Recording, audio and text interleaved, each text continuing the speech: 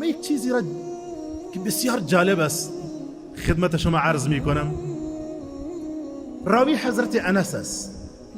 انس میگوید رضی الله عنه من بسیار اوقات از رسول خدا میشنیدم که میگفت یا مقلب القلوب ثبت قلبی علی دینک، ای گرداننده و چرخاننده قلبها، قلب من را ثابت بگردان بر دینت. من عرض کردم یا رسول الله شما بر ما احساس خطر میکنید؟ شما خاتم الانبیا هستین، تقاضا دارین که پروردگارا مرا ثابت قدم بگردان بر دینت. شما معصوم، شما محمد رسول الله، شما هم این احساس خطر را دارین یا رسول الله صلوات الله علیهم اجمعین. سبحان الله.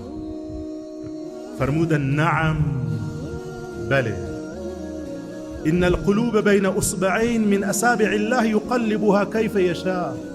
چون قلبها در میان دو انگشت رب العالمین قرار دارند، هر قسم که بخواهد آن را میچرخاند میگرداند.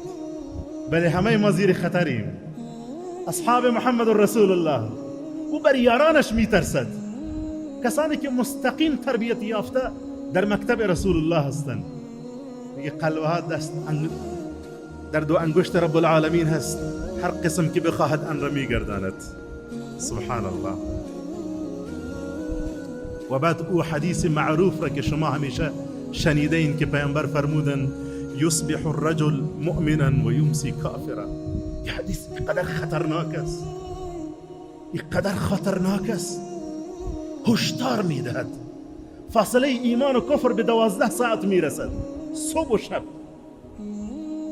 بسیار جالب است.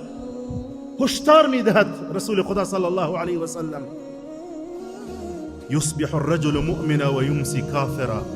صبح مسلمان است و شب کافر، او یمسی مؤمنا و یصبح کافرا، یا شب مسلمان است و صبح کافر. یبیع دینه بعرض من الدنیا، دینش را با کالای چندی از دنیا می فروشد. چه فکر میکنی؟ این کدام ملا گفته است؟